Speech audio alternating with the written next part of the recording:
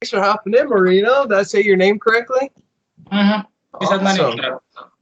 Hey man, now I've seen your work for it's about like a year and a half ago or so. I saw a video on work you did with Duke D'Antolian, and from there I just kept watching videos and videos, man. And I appreciate your work you're putting out there and everything, and I appreciate you coming on the call. That's awesome. Um, Sure. yeah, I got man, oh man, I got a list of questions, but I would love to know what got you involved in starting in the occult in the first place. I know usually there's a crazy story behind it and everything else, and I just kind of want to hear why you dived in and why you like it and everything along those lines. Okay, sure, no problem. Before we continue, Yeah. I'm assuming that you're going to publish this publicly, right? Oh yeah. Yeah, just asking. I don't mind because I already did a podcast that was non-occult related, so yeah, that's why. Cool. But that was just purely audio. That wasn't video based. So yeah, in relation to your question, long story short, for me, I started out like most occultists. I was just some wannabe occultist that was into demons and black magic and the whole left-hand path nonsense. And before that, I always had an affinity for the occult. And people that know me also know that, I used to have a girlfriend in the Netherlands in Holland that always told me, "You're a born magician. You really, the stuff you can do, man." And with me, I always had these abilities, but it was dormant. For example, when I got heavily emotional, was crying or angry, I saw astral energy in the shape of tiny specks of light right in front of my eyes, just moving around, darting around up and down, like fireworks almost. And I was like, I know what those things were, but I was like, okay. I never thought too much of it.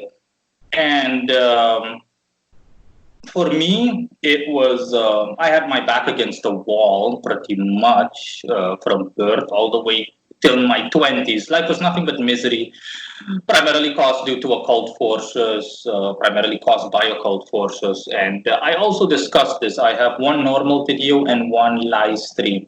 The live stream pretty much denotes my life story, and to say that you need a strong stomach to be able to listen to the stuff that I've been through is an understatement. People have told me that because multiple people globally have listened to that live stream. And a friend of mine just simply told me that he just couldn't stomach listening anymore. But he's sensitive by nature. So he simply told me after 5 minutes he couldn't listen anymore. It was too shocking for him. And that continued up until my 20s. And after I surpassed the whole part where I was some wannabe occultist that engaged in forums, I cleaned up my act, and I was discontent with the traditional, conventional methods of spirit summoning and whatnot, because I'm on an isolated island, pretty much in my location. People that also know me know that I live in a country in South America called Suriname, and the country is a stereotypical banana republic. The majority of the population is ethnic, primarily black people live here, you name it. And regarding esotericism, I'm the only Western ceremonial magician, okay? The majority of people here, practically all of them, have no idea what occultist even means. Literally, they can't even spell occultist. They have no idea what an occultist is. The closest thing that you'll come to anything relating to occultism here locally is a root worker or a spirit worker, someone that these kind of guys that work in a more primitive context. It was basically passed down to them culturally, as in witchcraft. You'll come across pagan witchcraft workers here primarily, so Native Americans, or think about guys similar to voodoo. That's what you'll come across here. The same way you see these pagan workers in Africa and whatnot. That's an approximate image of what you can imagine in relation to Suriname. So yeah, I stick out like a sore thumb, to say the least. But in a good way, because a lot of people here, even local people, they immediately ask me where I'm from, because most people think I'm from Europe, from the Netherlands primarily. And no one figures me for being local here. But yeah, I know the country inside and out because I was born here. I've lived here all of my life up to present date. I've only once left the country. and I went to Guyana, but it's pretty much the same thing there. Guyana is just a slightly better version of here.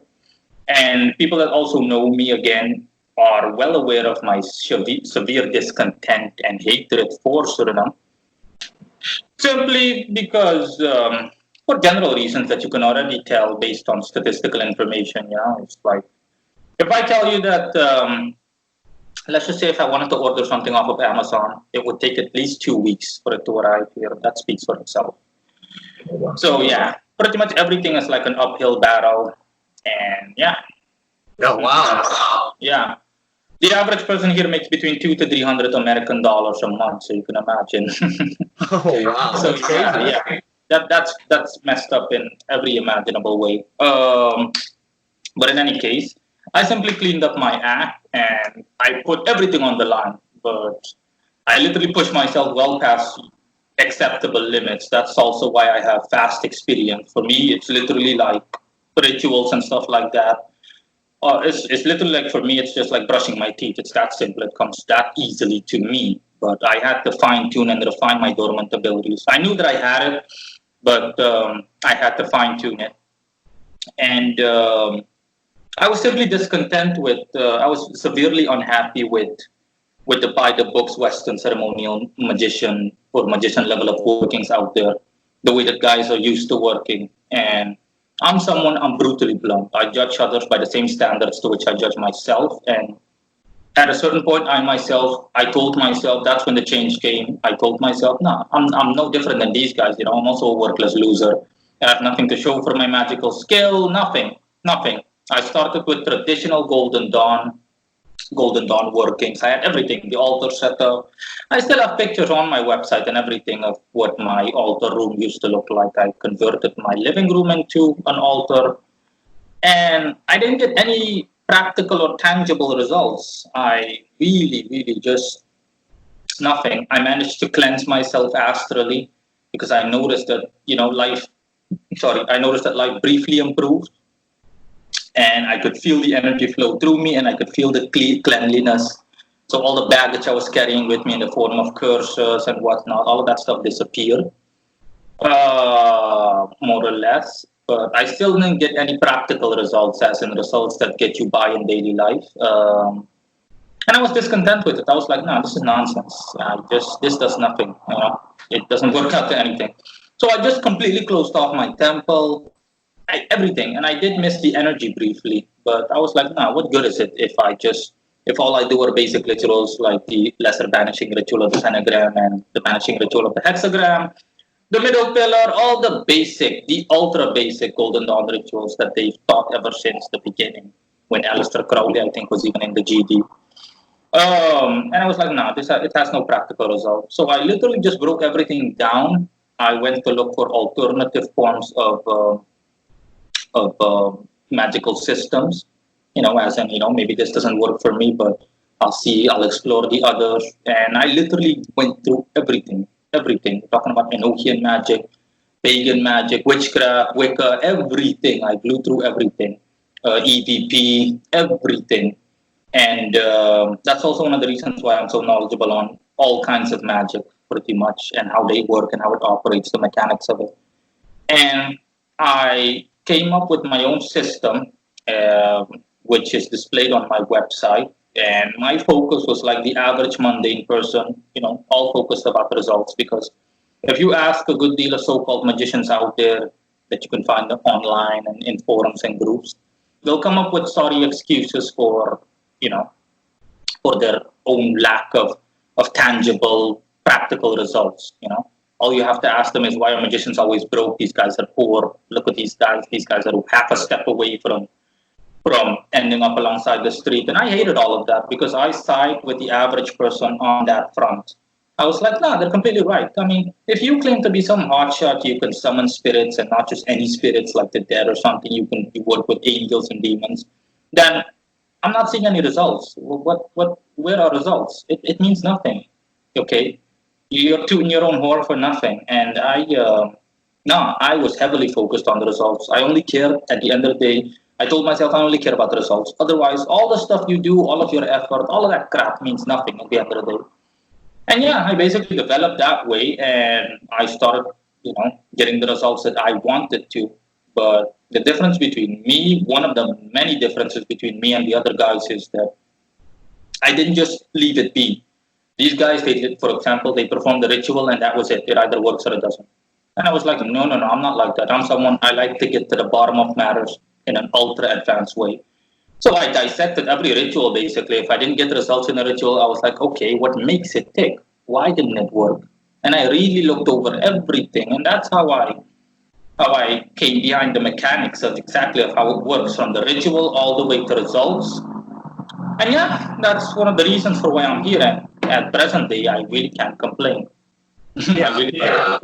Yeah. I have seen that you've worked with multiple like different systems, like whether it's the Hindu pantheon, the Goetic spirits, and it's really refreshing, because so many people get kind of stuck in that Golden Dawn or this system or that system, and I do see in this day and age people are breaking away and finding their own way, but like the thing definitely is having tangible results and focusing in on that instead of yeah, I did this crazy ritual, this, that, and the other. It's like if it didn't produce any results, and being at back against the wall, it has to work or can't work, And is there like a path you like chose first? Like, did you like work with the Hindu pantheon or the Goetic spirits or angels? Like, which one was your first No, lane? I was always focused on Western Christian magic, so I only cared about working with either celestial or infernal spirits. I've also mentioned this on my website that I am not fond of pagan spirits or pagan entities, honestly. But over time, that grew to change for the most part, but not serious enough to the point where I actually wanted to work with a pagan spirit in the long term. Because one of the things that I noticed as well, something that I knew already, as in pagan spirits are man-made, whereas celestial and divine or infernal spirits are created by God Himself, and you can notice that when working with them. When working with the pagan spirit, you can clearly tell that the energy is much less intense. It feels almost human-like, like an advanced form of necromancy. Whereas when working with angels, it's like you're on fire, literally you're on fire. Um, so yeah, I was always into Western traditional Christian magic, but I I was LHP at first. I was only interested in working with infernal spirits. I was one of those idiots that thought the demons were cool and all that crap. And when you actually become a real magician, I heavily favored angels because angels are forthwith, they're honest, they're everything that you can expect from a proper business associate. Whereas with demons, you'll have exceptional demons like fallen angels that also have your best interest at heart. But usually, most of them are only good for intermediary workings at best or workings in the long term. I worked with Clonac for a year example, and although I got great results with Clonac, okay, by that time, I didn't have, by that time it was the best result that I've ever noticed. I still at the end found myself completely stranded and back to the drawing board. So I was like, okay, yeah, it's also not a good idea. And I know what it's like. That's also what I state on my website. Usually demons have some kind of catch, there is some kind of severe drawback associated with all of the success and whatnot. Whereas with angels, there are no real drawbacks. There are no real drawbacks. A demon, for example, will burn your house down if you want money. Okay, as in, okay, burn your house down, collect the insurance, and that's it. But with angels, they'll find alternate methods and they'll ask you first, as in, are you considering this as an option seriously? Their morals come heavily into play with celestial spirits like angels. Do you have any like issues with Yahweh of the Christianity, or do you just stick with the angels and don't worry about all that extra dogma crap attached to them? Because I mean, I work with Michael the Archangel, Raphael, Uriel, Metatron, all that, and I get great results and everything, but I also have that like you're kind of connected to something I don't feel so comfortable with anymore, and I didn't know if does that affect you in any means, or is it kind of like No, it hasn't affected me. Okay, that's also one of the things I dislike. People focused heavily on They focus on too much theory crap, and I was like, no, no, no, no, no, no, no, no, no. There's nothing. You don't need to know all of that stuff. You don't have to worry about Ein Sof or Yahweh or anything like that. Okay, you just need to focus on making the system work short and straight to the point. But that's what I'm like personality-wise. I don't like to beat around the bush. I'm literally straightforward. Okay, what the who, the what, the where, the why, and the how. What do I need to do? Why am I doing it? How do I need to do it? And in what way or to what extent or degree am I supposed to do it? End of story. For the rest, I don't need to know more. I'm only interested in knowing more if I get results and I get results consistently to the point where I'm comfortable and I say, like, okay, I'm wondering now. It's the same thing with a couple of the spirits I work with. I didn't just ask them questions from the get-go. It was only after I started working with them and I confirmed that, we're good, okay, we're doing well. And, I was like, okay, I'm wondering, what's your story? And I asked these spirits, what's your story exactly? Like kind of like an interview fashion, as in, I've got a couple of serious questions for you. You're up for it? Yeah, fine. This is my case. This is what happened, blah, blah, blah, blah, blah, blah, and so on. Yeah, I like that. It's more focused on the connection you have with the entity versus all the extra stuff attached to it. And that's something, I find myself breaking more and more out of that box, you could say, Yeah. Now, I did see your work with Shiva, and I know you mentioned, different things along the lines of you're not, obviously you're not there's no pantheon that's like you would put yourself and lay yourself with, but like, was there some great results working within that system? And like, what were you able to accomplish with Shiva? Because that's been an entity in my mind I've thought a lot about. Mm-hmm. No, honestly, like I said from the beginning, I have not seriously worked with any pagan entities. The only other entity that comes to mind is Belphegor, that I have experience with in a serious working, and even that, it didn't work out the way I wanted it to, but I was glad for the experience.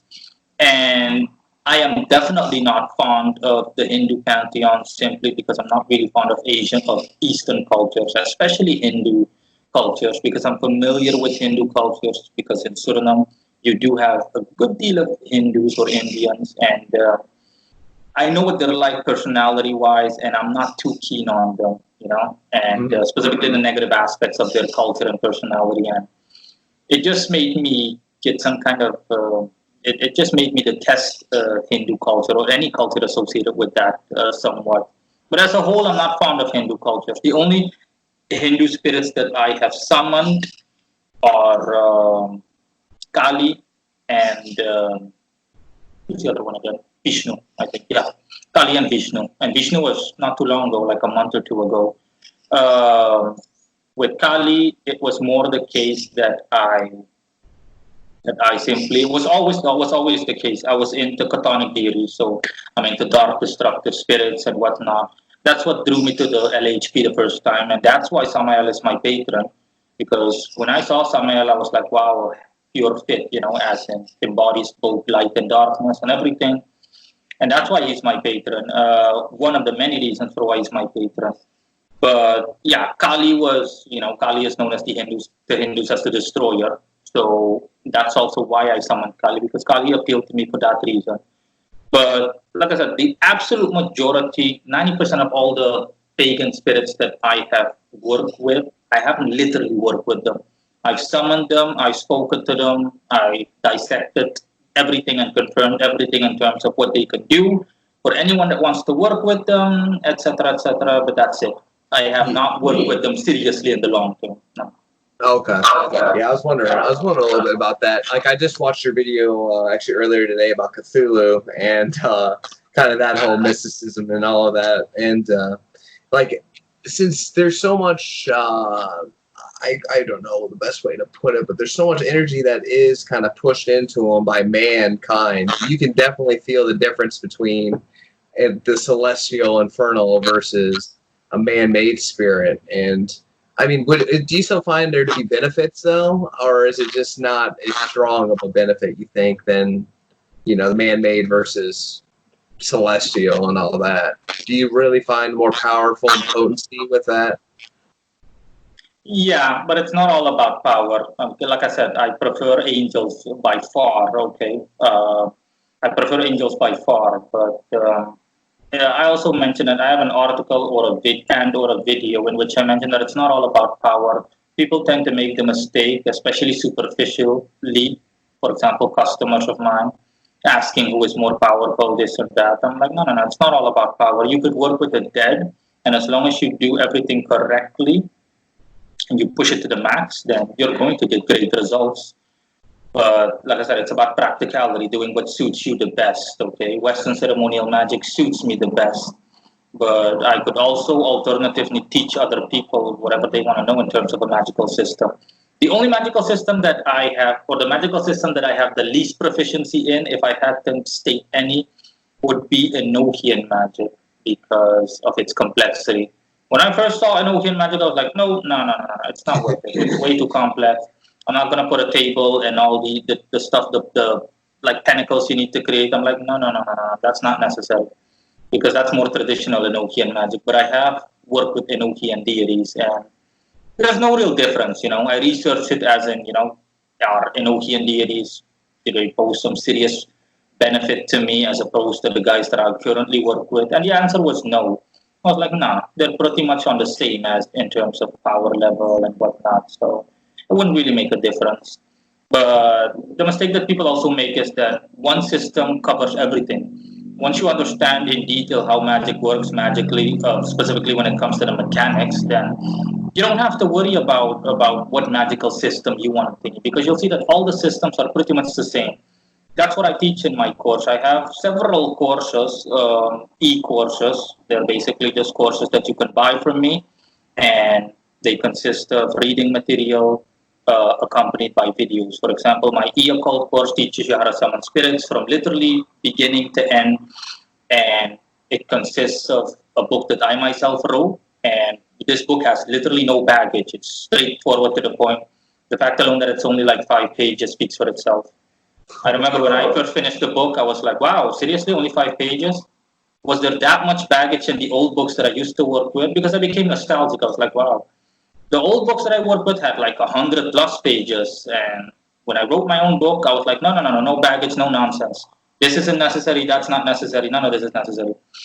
Okay. And it's only 5 pages. And alongside that, you have a playlist of private videos on YouTube, 18 videos, in which I basically walk people through everything by not only explaining it, but by demonstrating it. So every exercise, everything, I demonstrate people as in this is what you're supposed to do. This is how you're supposed to do it. I'm going to do it for you. So you can see exactly what it is that I'm doing. Boom. And That's awesome. yeah, and a good deal of people have bought it already. And good customers of mine have pointed out interesting things alongside the fact that I have EVP on those videos. They're like, I can hear whispering in the background. I seriously hear people whispering. I was like, wait a minute, tell me which minute, which video. And I actually listened to it in slow motion with headphones. I'm like, wait a minute, yeah, I heard that. I'm like, oh, okay, yeah, just miscellaneous familiars of the spirits that I work with, or a couple of nosy dead people that are just hanging around, you name it. I also have that on multiple videos. People have also pointed me out, hey, do you see the orb coming out of your back? For example, in a Satan video, Belial video. I was like, let me go check.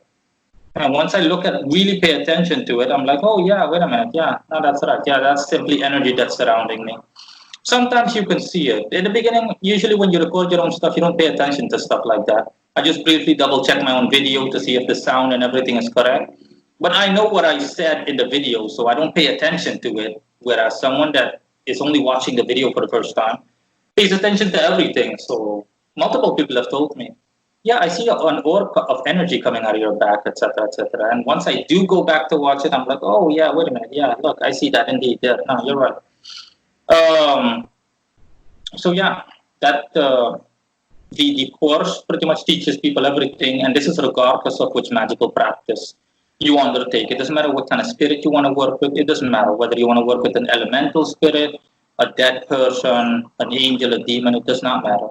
My course is literally multi-purpose. It offers you the basic guidelines and tells you how to get the results as quickly and as effectively as possible by using literally as little as possible in the way of resources, because that's also one of the things I dislike.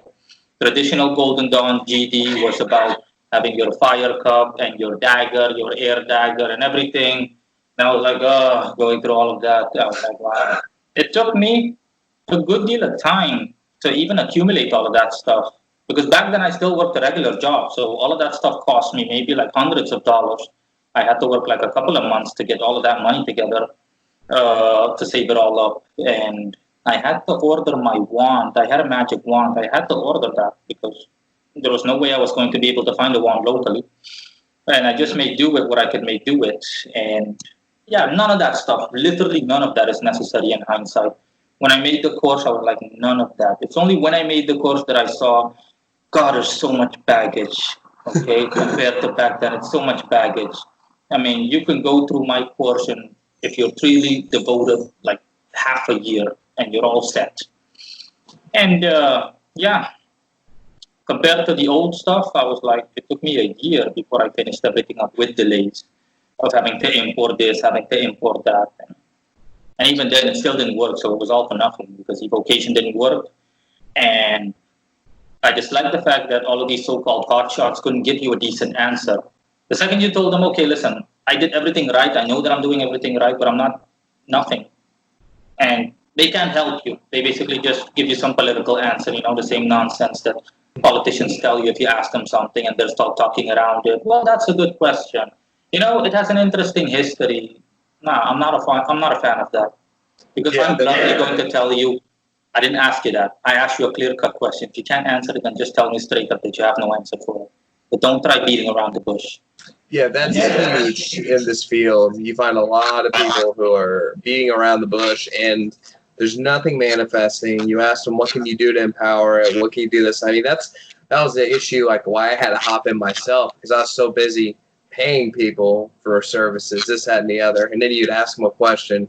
A week later, they get back to you with one sentence, and this doesn't help you at all. And I was just like, guess I'm going to go dive in head first, to go figure it out myself, because if you don't take initiative yourself, then you're just helping everyone else, and like if someone was to get your course or they just wanted to have a consultation with you, I did see you had spell services on your site as well, which is awesome. But can someone just like get a consultation with you to have one-on-one conversation about their issue in order? Yeah, they can. Yeah, they can usually. That's also why I stated that people need to contact me first before buying anything. It's not like I have payment buttons on my website or anything like that. You need to contact me first, let me know what the problem is, and I'll be able to give you the rest of the details. And the main page on my website, that's the first page you see when you visit my website, called My Magical Services for Hire, highlights everything. I have links for everything. For example, here for my e-course, here for my discourse, and it just goes on. Because I have multiple courses. I have an e-course in tarot card readings, I have an e-course in astrology, and it just goes on. And I teach people everything because I have a screen recorder. I use professional astrological software, which is not cheap, by the way. It costs you, I think, at least a couple of $100. But it's really ultra professional. You can look at everything in detail, countries, everything. And yeah, it's still what I use for customers. And I show customers as in this is this, that's what that means. And that's what the course consists of.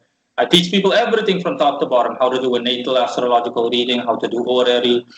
And I show them everything by recording my own screen with the screen recorder app that I bought.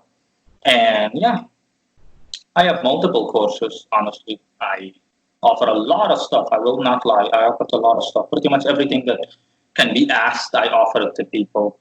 And can't complain. Things are going well. Definitely not. I mean, that's awesome. You got a whole entire game. I didn't know you had other courses. I did see you the e-course, but I didn't realize you had like such a plethora of information right there to teach. That's really cool. I'm surprised not more people that No. A lot of people make that mistake. That's also why I have a video called Just a Reminder that I recorded, I think, a week or so ago. And it's the feature video. A returning subscriber, when visiting my YouTube channel, that's the first thing they see on the home section of the YouTube channel. Because I've told people multiple times, I have so much stuff, okay, but you guys have only seen, I'm sure that you've only seen like a fraction of it, okay? I have like, I think over 200 articles on my website, and I have over 450, I think 500 videos in total. Yeah, I think it was like 510. You got a lot of videos. Yeah, a lot of videos, yeah, I know. And I know that people don't watch all of it, but yeah, if you really take a look at everything in detail, I offer a lot of stuff. I offer egregore creation. So these are self-created spirits thought forms that I can create for people, as in you want an egregore for something. I mean, no problem, no issues. I had a customer last that ordered a good customer that was very pleased with my services. He ordered like 5 or 6 egregores. And yeah, went through all of them. And that's basic. Yeah. So I have no issues, honestly. How, for example, my own personal life looks like is that my guys basically bring in customers. They keep me healthy and strong and give me all the strength and power I need. And they literally bring customers to my doorstep, and so to speak. And I have no issues, honestly. In my location, I think I make roughly estimated more than an entire neighborhood of people. I make like 40, 50 times what the average person here makes. And someone even, someone pointed that out, because I post private videos sometimes too. I have a secondary YouTube channel, and someone told me you seem to be able to do tons of things. You do a lot of expensive stuff. I mean, by those standards, yeah. That's why people also, one of the many reasons people think that I'm a foreigner, because honestly, I outclass even Europeans that come over here. These guys can maybe afford a couple of €100 worth of stuff, whereas I can afford thousands upon thousands of things. And people have told me everything, as in you wear brand clothing at home and stuff like that. I'm like, yeah. I mean, otherwise it means nothing to me. I mean, what good is it? But yeah, I offer everything. And yeah, the majority of my customers are satisfied. I demand nothing of the best of myself. And it's the same thing. Our customers, even my guys say that our customers get what they pay for. You know how we do it. And it just bothers me as a craftsman. I'm a perfectionist, so an ultra perfectionist. I'm the kind of guy that will not be able to walk past a painting if it hangs crooked. I need to set that painting straight in my house, otherwise it bothers me. So it just bothers me when I get a customer and I can't help him or her. And I'm not going to lie, not every time. I think 9 out of 10 of my customers are content and only one is discontent. For example, I can't help him or her, but the last person I couldn't help, I openly told them, I'm not going to lie to you. Based on everything that I explained to you in detail, no one else will be able to help you. Okay? So I just recommended that person, don't waste your money on anyone else, because he showed me all the people he went to. I'm like, nah, see? And let me guess, these guys only give you one reply if you followed up with them, as opposed to me, who actually calls you and tells you, hey, listen, changes or developments. I'm like, yeah, these guys work on a massive rotationary basis, okay? If they have 10 customers that pay $300, they literally treat all of these customers equally. They just have a default way of working, and it either works or it doesn't. If it doesn't work, then too bad for you. That's how they work. But with me, nah, that's not the case. It just bothers me, If I can't give a customer what he or she wants, then it just bothers me the same way that if it were to be one of my own field workings. And something that I've always said since the beginning, magic is not foolproof. I have never claimed that, nor should anyone ever be able to claim that. Problem doesn't lie with the spirits that you work with, nor does it lie with you as an operator. It simply lies with the system and the fact that you're a human being and you're imperfect. And as a result, there is a limit to how far you can go in certain aspects or regards. And I told people always, okay, listen, magic is an amplifier. If you want something done, you'll be able to get it done through magic over the course of 1 year. If you were to do it yourself, it would take you 50 years and you would not even come close. Okay, it would take you multiple lifetimes to even come close to what you have accomplished in a year with a certain spirit or something. But it's not foolproof. It's not going to solve every problem or every issue you have. No. You need to... Sometimes, in very rare cases, you need to simply leave things be and acknowledge that it's either not meant to be or otherwise, or that it's just plain and simply not worth it. Yeah, I definitely had that happen. I mean, working with Belial, I asked these couple different things, and I didn't get anything I asked for, but I got lessons that I learned. And, there is you can manipulate the universe so much, but sometimes it's just too much, It's almost like, are you willing to walk away from your life and everything you have right now to be able to have that one thing, You might have, a couple $100,000 extra, but now there's no one around you and you're alone, and their plane you're on is about ready to crash. Okay, I'm just kidding. But, yeah. Yeah. Now, when you were talking about all the different systems, now, if you were to have to do an exorcism, would it just be case by case, or is there a certain systematic you would like to follow? Because I've worked with different people. You know, some people they prefer Michael the Archangel, other people prefer Lucifer. It just comes like what they desire. But what would your method kind of be with an exorcism? With an exorcism, is it like exorcising a house, or a location that's haunted, or a person? A person. A person. An exorcism would be similar to a healing, but more on the mental front than on the physical front. And my default way of working in terms of a spirit, my intuition is highly developed, even if I say so myself, due to the fact that I do this literally 24/7. So my intuition usually tells me, which spirit is best suited for this situation. And by the books, traditionally, based on theoretical knowledges in general, I'd say Samael, because he deals with stuff like that. So, but of course, he's not the only one. Michael would be fine as well. Raphael would be fine. Zadkiel would also be, Zadkiel would be okay, or Raziel, because those guys deal with the mental aspects more of a human being. But yeah, default way of working with me, every default way of working is simply as follows. I perform divinatory readings in detail to see exactly, how things work and which spirit is suited, and I show that person in layman's terms through a private video. I'm going to send that person a video as in, listen, you want your sister to be exorcised. Samael can do this job the best. This is what the astrological chart says. This is what the tarot card reading says as a backup, and you can see what's going to happen and what you can approximately expect under normal circumstances. And this is the average waiting time. And the second the person agrees to it and the person pays up front, then I simply give the command, so to speak, and we were getting down to business. Everything happens remotely with me. I dislike stuff that, for example, root workers do, and people that practice witchcraft, that you have to bury this here or you have to place items there. I find it inappropriate, especially if it's a public place. You shouldn't. Discretion should be definitely the highest priority. I understand those people, because if there's no other way to do what you need to do, then there's no other way.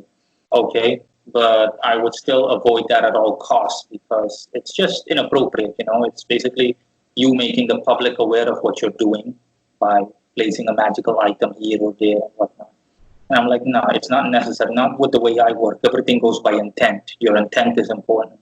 If your intent is to do something like this, then you don't have to worry about anything. But that's also why I have, like I said, nothing is foolproof. That's also why I have an article on my website called The Importance of Astrology and Tarot in the Occult. And in it, I list exactly what the process looks like. And I also highlight exceptional cases that divinatory readings overlook. As in, the reading will tell you what the potential is, but it's not going to work in these cases, according to my own experience and knowledge and experience. For example, if I go through everything the way I do it, and I tell you, okay, listen, you want money? We're going to work for half a year. The price is, by my base price is $1,200 for such a working. Okay, and let's just say 6 months would be $7,200. By paper, or on paper, I mean. And I told them, okay, in half a year, I'm going to work with, for example, the personification of money, Mammon, for you, as in the biblical entity Mammon. And we're going to work and we're going to get down to business. And I work and you don't get results that you find adequate, or that the both of us don't find adequate, or results that are, or even absent. Best worst case scenario, that the results aren't there at all. Okay, you didn't get any, you didn't make more money, you didn't get a better job, there was no source of income in the past half a year in terms of progress. You didn't get a better job, your source of income didn't increase, or your income itself didn't increase. Then there are exceptional cases that divination doesn't overlook, but it doesn't include, that divination doesn't include, so it's automatically an exclusion. A reading, for example, will tell you what the potential is for Mammon giving you money, which will usually be good because that's his specialty. The only thing that he's really known for is ultra specialty. But there are several other things that can go wrong. That's why I've always told people it's not literally foolproof. God is the only one that can literally guarantee you something. But no other person or entity can literally 100% guarantee you. Okay? Examples are a lack of energy, karma, you name it. These are all things that can prevent a working from fruitfully succeeding. For example, if you have a lack of energy, you expected $50,000 when you only paid $7,000 in terms of, you can automatically measure energetically speaking on a magical front that doesn't even align. That's like paying someone $300 for 8 hours a day, um, 7 days a week kind of work. No sane person would work for that kind of wage. And it's the same thing. It's a simple matter of tit for tat. If you want to become a multimillionaire, sure, no problem. But you better believe that you need to offer the entity at least a million if you want to get the same thing in results. And that's something that I knew from the get go. And I did the same thing. I mean, when I worked with, after Clonac, I worked with Sandalphon, and Sandalphon is my vice patron, similar to Samael. He's always by my side, even as I'm sitting here right now. Samael is here and Sandalphon is here. Of course, you can't see them because they're astral. Um, with Sandalphon, it's the same thing. I mean, I really went out of my way, but not just because I felt obligated to from a business perspective. I did it because I wanted it to. For me, these guys are like my family, you know. They're always there for me when I need them. So I treat them better than I treat myself. And I just gave Sandalphon lavish gifts. We're talking about really extravagant stuff. Things like gold bars, platinum, stuff that costs thousands upon thousands of dollars that I saved up. A collection of high value bills. We're talking about in different denominations, the world's most valuable currencies, stuff that costs literally thousands of dollars. And on his altar currently, you've got $5,000 approximately worth of stuff as an offering. And yeah, like I said, I can't lie. In exchange, he gives me more than what I gave him, of course. I mean, he gives me my monthly average. I have no problem divulging how much money I make. My monthly average by default is $7,000 to $8,000. That's my monthly average. And you're self hired basically. But you don't work. That's awesome, man. Pretty awesome. Yeah. So you can imagine, based on what I told you, the average person here, $200, $300. Compare that to my 7 to 8,000. And yeah, the house alone that I live in, that I rent, is 1.5 times someone's income here. They can't afford it, you know, everything. My house is 350 euros. That's like $400. You name it, everything pretty much. My cell phone is $450. It just goes on. All of the stuff I have is very high tech and expensive. And the average person can't live the way I live here, you know. My cab rides are like $300 $300 cab rides. And the average person can't afford that. They're like, no. Well, that just shows the magic works, man. Seriously, that's awesome. Yeah, but the thing is, I have always had high demands of myself. I have, since the beginning, told myself, the only person I demand something from, I expect something from, is myself. I don't care about what the rest of the world does. What they can do whatever they want. I demand this nothing but the best from myself and the story. And it's the same thing with Samael. I mean, before I was an occultist, if people often tell, when they see old pictures of me or something, they're like, "That's you? Seriously?" I mean, I think now I weigh like 70, 80 kilograms. Back then it was like half, like 40, 50. I was a really skinny kid looking. I looked like a teenager. I was so skinny. If you look at private videos of mine, you'll see. I mean, even 2 years ago, 2018, and everything. I wasn't as muscular as I am now. Everything. Now I look more refined. If I show you a picture from 2012, before I became a magician, and now, people are like, "Holy shit, man! Wow, that's you." People don't recognize me. You know, I remember someone physically seeing me here, and the person didn't recognize me. I know that the person didn't recognize me. I was like, he doesn't recognize me. I was with a friend. I was at a bar, and I was like, this guy, he doesn't recognize me, years ago. And when I called him by name, the guy looked at me like, I'm like, it's me, Morino Ravenberg. Remember? The guy was a trainer, and I was like, I took your course years ago, like a decade ago. And the guy actually recognized me, was like, oh my God, you've gotten so big. What the hell happened to you? And I'm like, you look so good now. My God, you look like, yeah, I'm like, yeah, I know. And people have told me that that's why I also have videos called Evolution. One is called my own personal evolution, in which I highlight that through a slideshow. And the other one is my financial evolution. Okay, I started out in a crummy one bedroom apartment that I used to pay $100 for. And now I live in a house that costs 350 euros. And before that, I lived in a house that was even more expensive, but it was all me with the house in 4 bedrooms and 2 bathrooms and shit. Like $600 a month I paid. Yeah, but dude. Yeah, that was unnecessarily. I mean, that was really, by American standards, it would be, the house I live in now, by American standards, would be like $3,000 to $4,000. Yeah. Only foreigners can afford to rent the kind of house that I live in. The average person here cannot. They either live with their parents well into their old age, or they look out on the lookout for some cheap, crappy apartment or some roof over their head.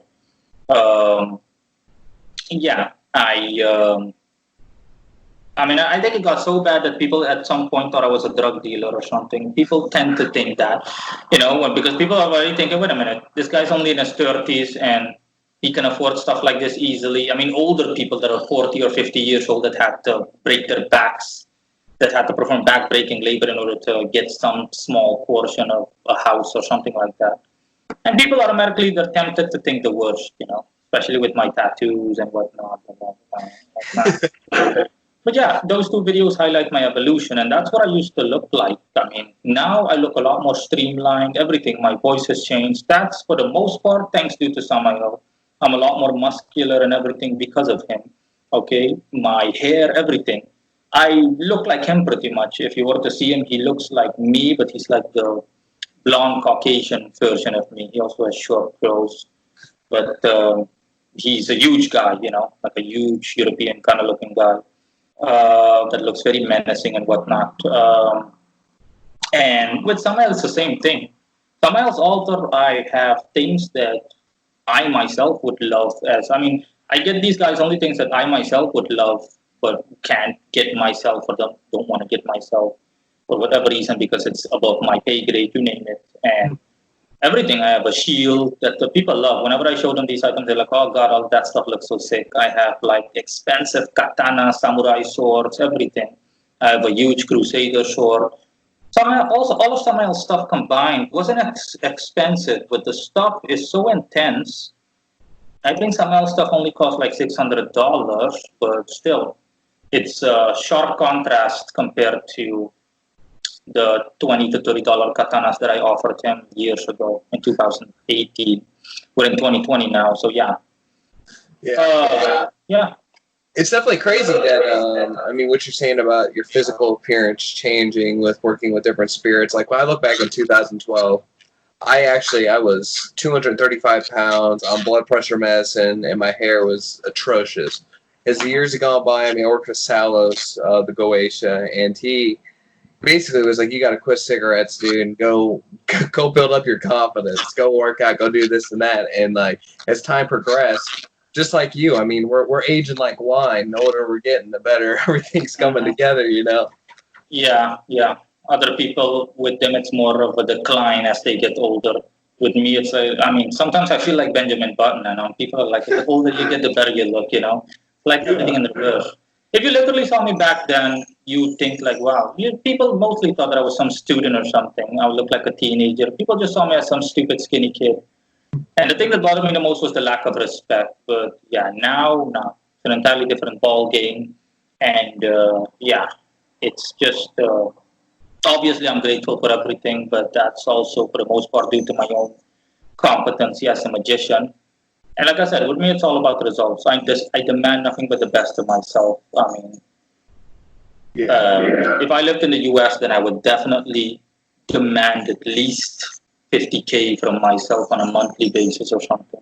I would really for me, it's all about go big or go home. I really just, I Yeah, only expect the best. well, it's like, what you demand on yourself, you can't expect anyone else to give it to you. And it's like, yeah, I can ask the spirit for help all day. That's cool. That's good. Get the ritual done. But you can't just do that and then not put on the boots, tie them up and get to it yourself, everything you can do. And I mean, I don't provide any services or anything along that line, but I think one of the things that I would have, it'd be a little struggling is, letting people know, hey, I'm going to perform this for you, but you're going to have to do the work. And if they don't follow up with that work and don't get the result they want, then the blame the caster, that could be a little bit of a struggle, but, it's a learning experience for them probably. Yeah, I know what you mean. People have told me that my name isn't frequently mentioned within occult circles. But the one or two times that it's mentioned, someone told me, a customer of mine told me that when he looked me up on a forum or he mentioned my name to other members in that forum, that he got negative feedback along the lines of the sense that I'm arrogant, conceited, and so on and so forth. But not that I give a flaming fuck. I literally couldn't care less about that. Literally couldn't care less. I mean, I'm rightfully arrogant, okay? Because like I said, these guys, they're just so offensive. These guys call themselves Grand Magus and blah, blah, blah.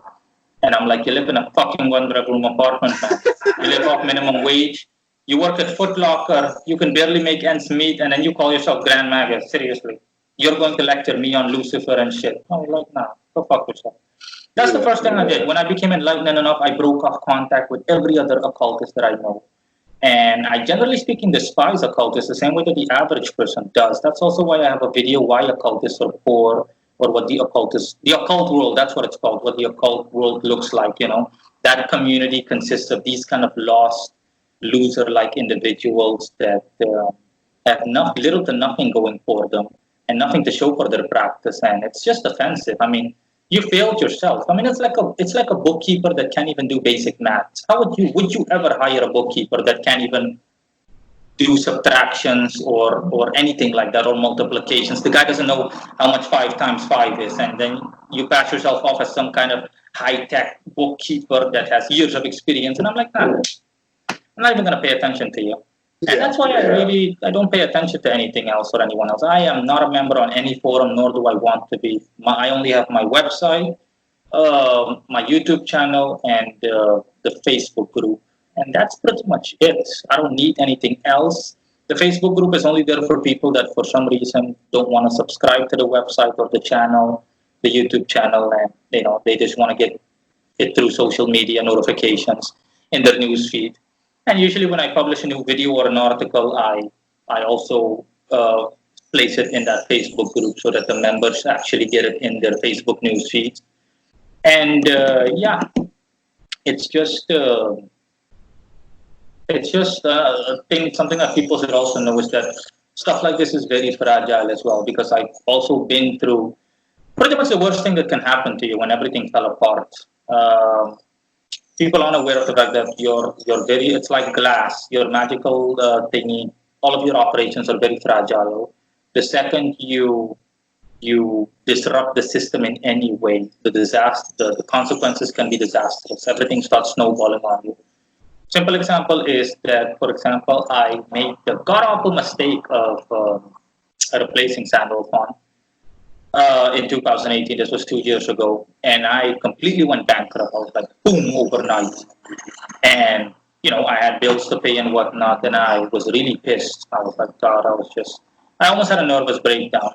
But as always, they came through for me, And as a magician, I could see them talking to each other about me, as in, we need to stabilize him, otherwise he's going to crash mentally. No, we can't allow that to happen. And I had to literally start from the bottom, all the way from the bottom again. But yeah, that's the way my personality is geared. Usually I come back with a vengeance, and I came back even stronger than I was. In 2018, I made like $1,800 a month. And that $1,800, when I came back strong in a month's time, just by literally hustling left and right, getting offerings, etc.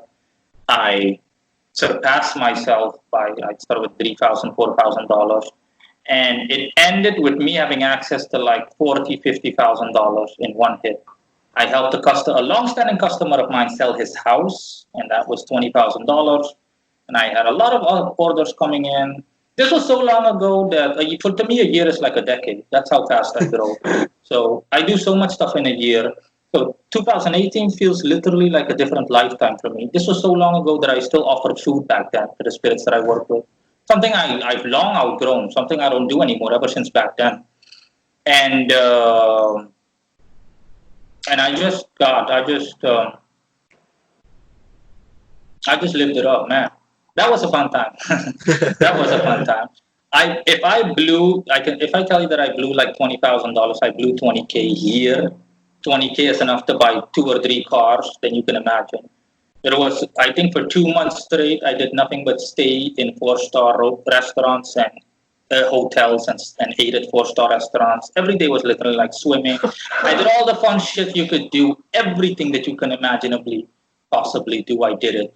I went on several tours that only tourists can go to, generally speaking. You name it. I did all of the fun stuff I could do, and I really lived it up. Even 2019, but that was different. But a pivotal thing is something that people need to remember, which is crucial, is the altar that you work with. The altar is literally like the office that the spirit has, and it is through your altar that changes manifest materially. Without that altar, it's all over. And I told people, it's like, imagine having a satellite dish that provides you with internet, with radio, and with digital channels, TV channels. Imagine if something happens to that satellite, if you break it down or something gets damaged or anything, boom, it's all over. No internet, no TV, no radio.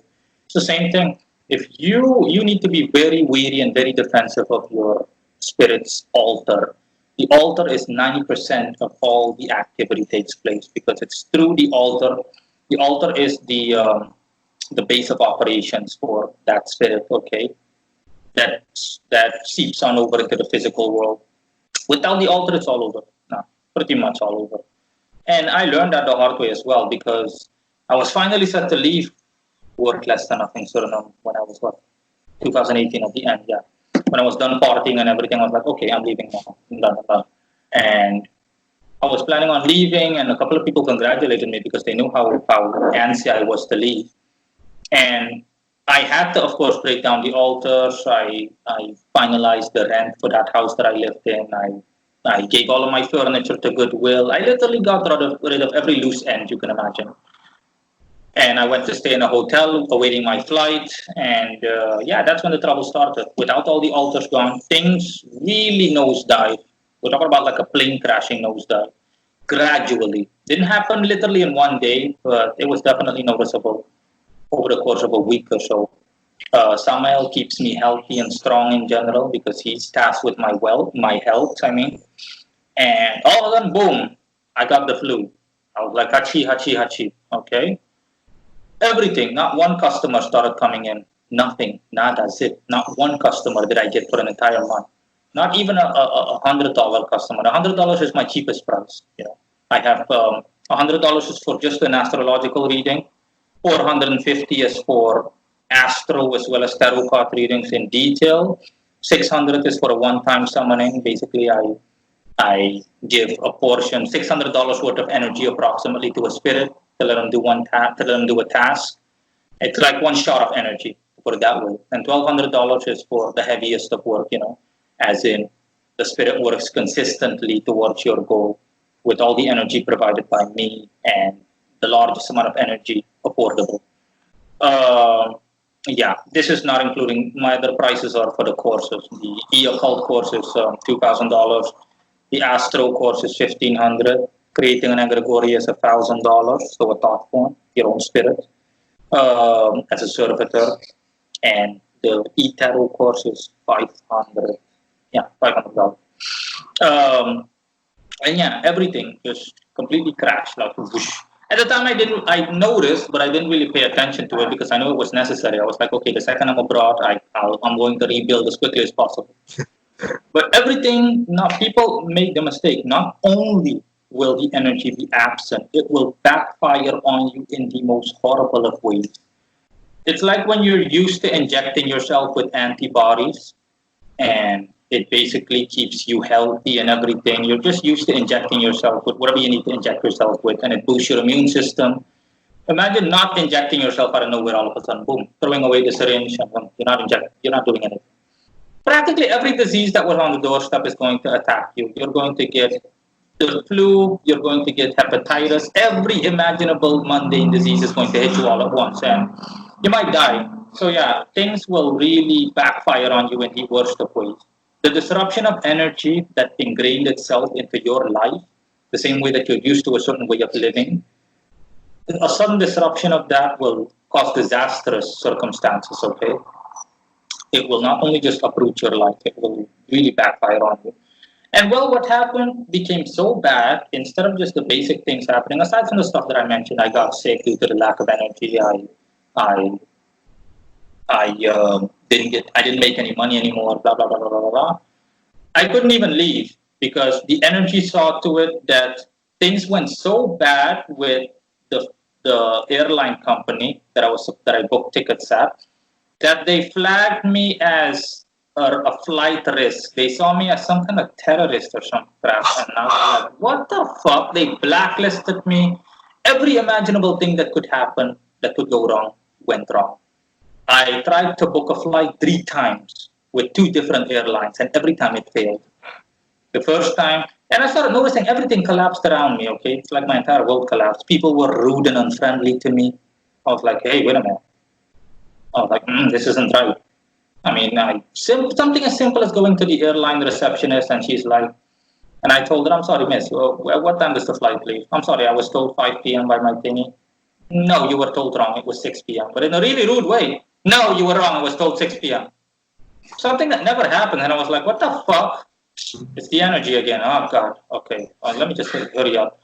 Everything. Okay. I think the third time they even called the flight, they called the pilot himself. And he was like, well, I don't know what your issue is, but you are not leaving. End of story. And I was like, what the fuck? And he was like, why? I'm like, okay, why?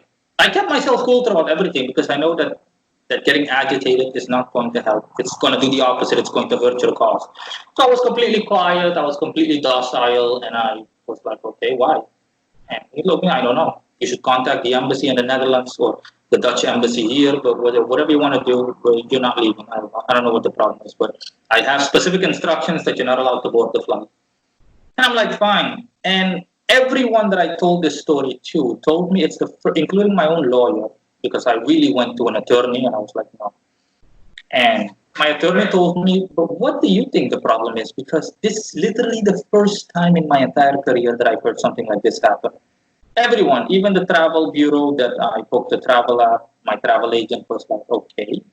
He was like, no, I'm not going to lie to you. This is the first time this has ever happened to me. Everyone that I said, people were like, huh? It makes no sense. How can something like that happen? It's almost unrealistic. I was like, yeah, you're telling me. But these people have no idea. I know what the reason was. I was like, oh God, this thing is really backfiring majorly. Everything is collapsing around me. And I really need to get my bearings. And I was just fed up at that time. I'm not going to lie. I was so adamant on leaving here. And I was like, God, I'm just so sick of everything. I'm sick of here. I don't want to see here anymore. But yeah, I was forced to stay here. And that's when 2019 began. And I rebuilt myself. Everything as quickly as possible, altars and everything. And that's when things started getting up and running again. Things worked fine. Things worked normally. And I was like, okay, fine. And I just went about life in 2019. But I'm not going to lie. I still enjoyed myself and I still lived it up in 2019. It was really fun. The fun I had was really enjoyable. And 2019 was pretty much like at the mid 2019 or at the end of 2019, it was Cairo year. That was when I implemented the Cairo into my life.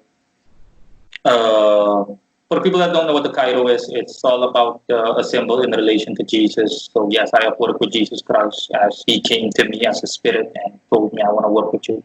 Blah, blah, blah. You deserve for everything you've worked so hard for. You deserve my presence. Okay. I've been sent to guide you and whatnot. And that's where the Cairo chapter starts in my life, which lasted half a year. Let's just say until the beginning of this year. And that's also over. So I'm back to working with spirits full time. But yeah, everything is documented through articles and videos on my website. If you just look up Cairo, then you know. Oh, sorry. I just didn't know. Do you have like a meditation method or anything along that line that you do daily that keeps you grounded? I know for myself, I have to meditate in the morning to get my day, kind of smooth out right off the get. And I didn't know if there's any practice you implement every day.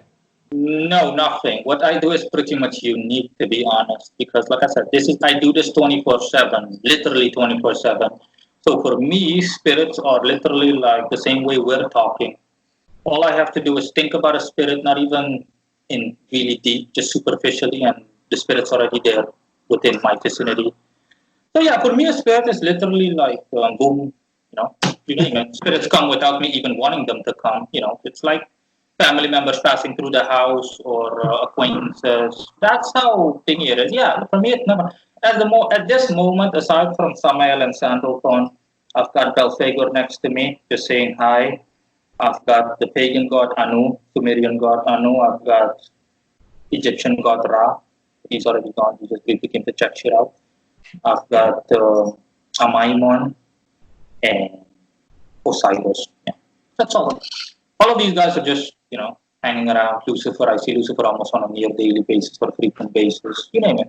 So for me, it's literally easy peasy. I can literally easily. For me, I don't have to go through a process. That I've long outgrown that. Okay, I already have more than the proficiency needed to the point where, for me, a ritual doesn't exist. That's why I sometimes giggle when people ask me, "How do you summon?" I don't summon. As in, if a customer wants me to work with Raphael for him, Raphael's already here. See, just mentioning his name and Raphael's already sitting next to me. It's that simple to me. It's literally just a matter of getting down to business, and Raphael will usually fill in the blanks if he's keen on it. If he says, "Okay, yes, I can help him." Um he says, "Nice live stream, by the way," or "Nice Skype session, by the way." So yeah, and by the way, Raphael appears as the classical image that people have of him, an angel clad in yellow robes and black hair. And yeah, that's pretty much it. That's what Raphael looks like on average. Sometimes there's also sky blueness or purpleness, but those are stereotypical solar colors. That's why. Michael, for example, has also joined the party. Also says hi.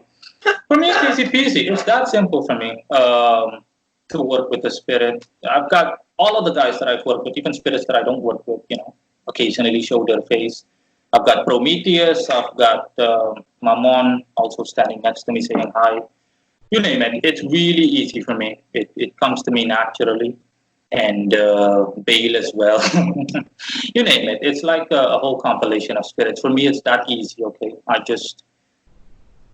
don't even have to think and they already present themselves to me. That's how easy it is for me. So I don't do a ritual or anything like that. It's like an exchange. For example, if a customer wants something with a spirit that I don't work with, I have default spirits that I work with. If he wants to work with Raphael and Raphael is not the default spirit that I work with, then usually the energy gets transferred. As in, for example, someone else says, "Yeah, fine, you can take on the job." Okay, I'll just transfer the unnecessary energy to Raphael. So yeah, it's like passing something on to someone as in, "Okay, you want that cell phone? Here you go." And you name it. So it's like an exchange of energy for a customer. And yeah, things get working. End of story. So yeah, that's how it works for me. It's very for me, like I said, it's easy for me. For me, I am honestly, metaphorically speaking, I'm nothing if I'm not an occultist. This is literally who I am. Defines me down to the core, and yeah, that's pretty much it. That's awesome, man. That's really cool. I mean, that's kind of infinite beyond. I use a universal circle, but I also am in a location right now where I can't necessarily have energy just flying everywhere at the moment in my life. So that's kind of why I have to keep it restricted to my room for the time being. But I mean, when I'm out, once I'm out of the house, it's free game. They want to hop in the car, have a good time, everything else. But yeah, it's definitely the path to go down. I feel like without the occult, everything else is just like so commercial and so boring. That's the only way to put it, is just commercial, boring. And to have real flavor is to work with things that are outside of our perception with our eyes, but it's there, within, and everything else is spiritual reality. And I think that's the coolest thing. Everything else is just, okay. But it's not for. One shouldn't forget that occultism is only meant for a select few individuals. By global statistics, the majority of people are, they simply don't have the level of development even remotely needed to be aware of the occult and the universe and how everything works around you. I remember years ago when I first started working with Belial, he told me, you know what, Morino, uh, most people in the world out there, they're like insects to us. They have no idea that we rule over them in many aspects of their lives, pretty much every aspect of their lives, and their lives are shaped by us. We like you because you're different. You're not like your kind. You're not like other human beings. So that's why we like you so much. And Belial is definitely one of my favorites. Belial is still my pretty much my third patron. Let's just say I don't really have a third patron, but let's just say he's my third in command, if you will. Because Belial is definitely one of the traditional guys through thick and thin. I've worked with Belial really ever since I became 2016. It's been 4 or 5 long years since I've worked with Belial. On and off, granted, sometimes I had to simply say goodbye to him. I said, I'm going to have to stop working with you, But he was like, I understand. Yeah, you need to do what's best for you, etc. But the most notable project working with Belial is that I almost won the lottery with him. I came this close. I was literally off by one number. I have it. It's called Almost Winning the Lottery with Belial. It's an article that I have where I just as a project, I am not fond of gambling. My website, I also have an article on that in which I recommend people to not gamble or play the lottery or engage in any kind of gambling because it's a waste, let alone try to involve the occult in it. But at that time, I was still heavily immersed in projects, and I had so many projects that I wanted to do, things that were deemed impossible. I was like, I can do this with the occult. And I tried the easiest lottery in my country of residence, and it involves I think a 6-number spread or something like that. So you can basically choose 6 numbers or 5 numbers between 1 and 55. And I calculated the ratio. I was like, the ratio is 1 to 180,000 something or something like that. I was like, holy crap, that's a hefty pay.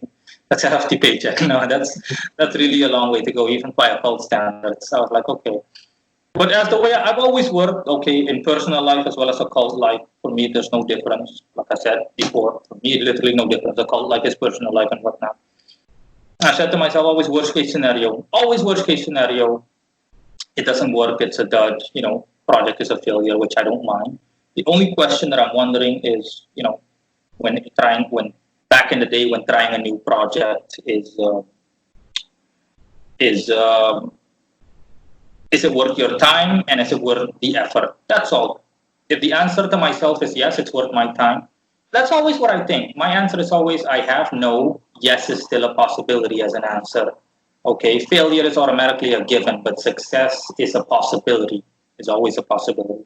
Worst case scenario if it's a failure. So I automatically mentally always program myself. By default, I'm like that. I automatically assume the worst case scenario of everything. Okay, and if it turns out in a positive way, then great.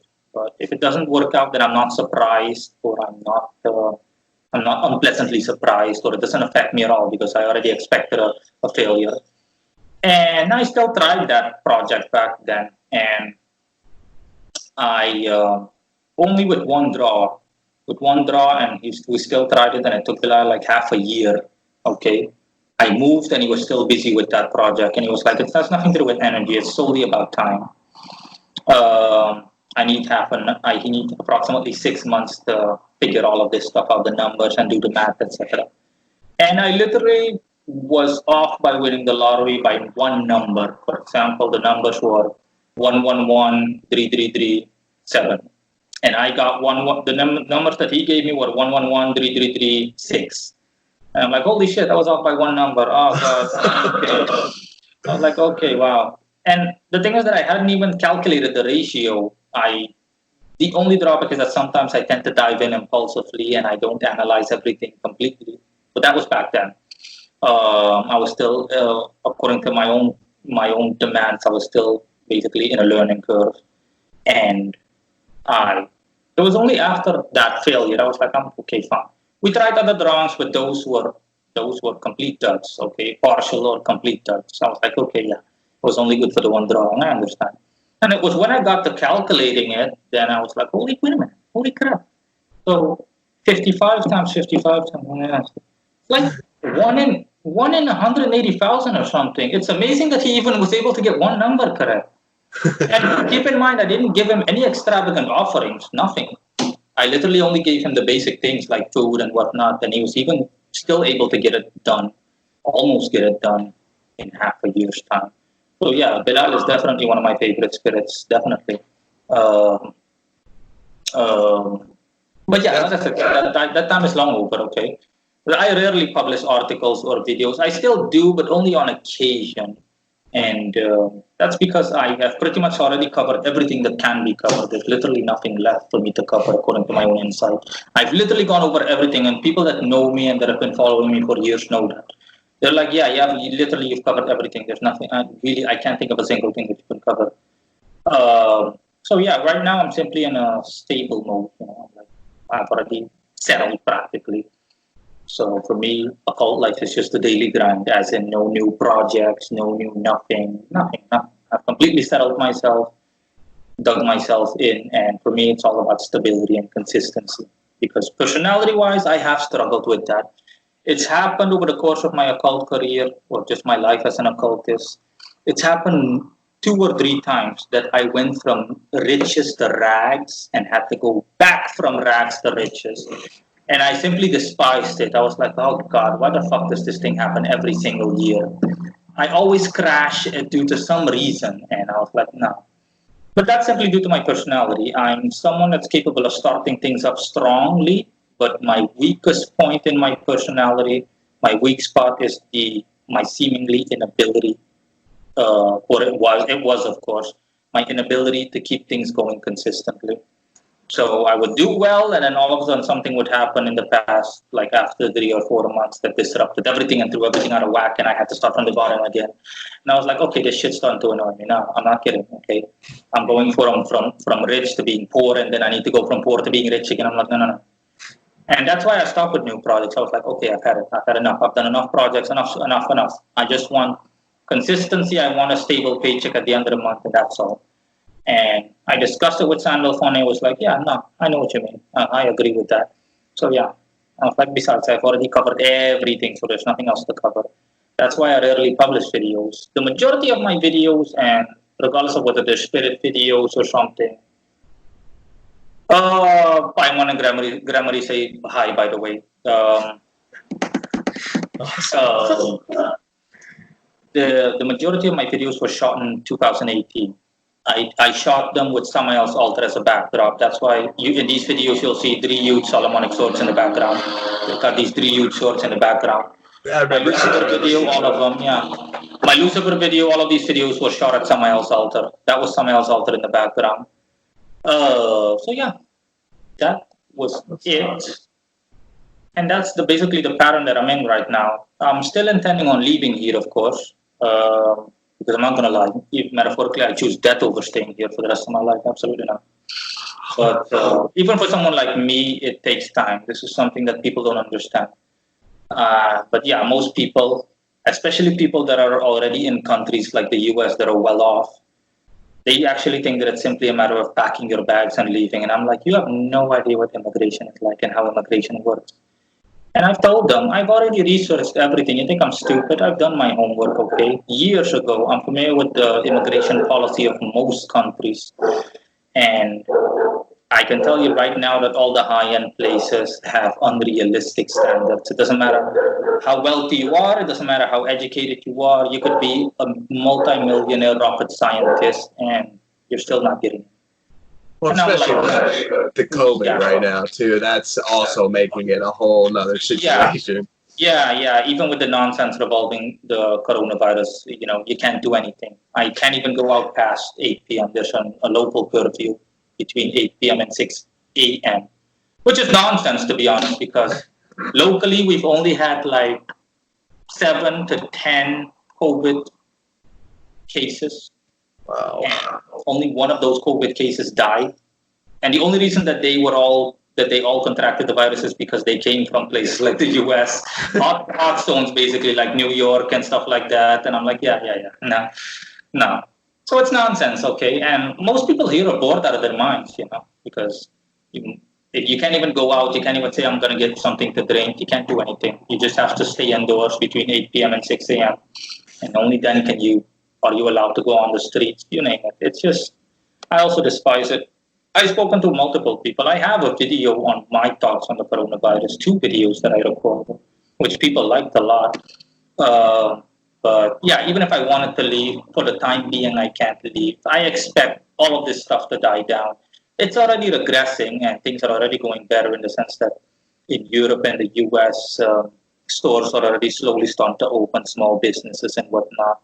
I mean, Walmart and I think Costco or other major chain outlets, they stayed open. So I remember it because during COVID, I still ordered stuff from Walmart. I remember there was no issues, no change whatsoever. I still called customer support. I was like, Nothing's changed for myself. I work with a postal service, so my life's not changed at all. And they don't make you go in at night. You know what I mean? So like my life during the virus, the only thing that's different is I see people with masks everywhere I go. That's it. But I think it's crazy because last year I jumped ship of my old job and then went to this job, and now that old job has been closed this whole time. And during this time where people don't really have jobs, I've been blessed, with having a job. And I'm like, the Spirit's definitely had that all set up for me. In fact, shout out to Belial because he definitely helped push me to leave that job. So gotta love it. Gotta love the occult, man. You gotta love it. Hey, I'm gonna wrap her up right now. I appreciate so much for you coming on here and talking. And if there's any links you want to go ahead and send me an email, I'll put it in the video. And do you have any final words for anyone that views this? nothing really. I'll just send you the link to all of my stuff, the whole Magical Surfaces for Hire page, and people can take a look at that if they want to, and a link to my YouTube channel. And yeah, that's pretty much it. I'd also like to tell people that in case they haven't noticed it, I also have my website available in multiple languages, although English is obviously the primary language.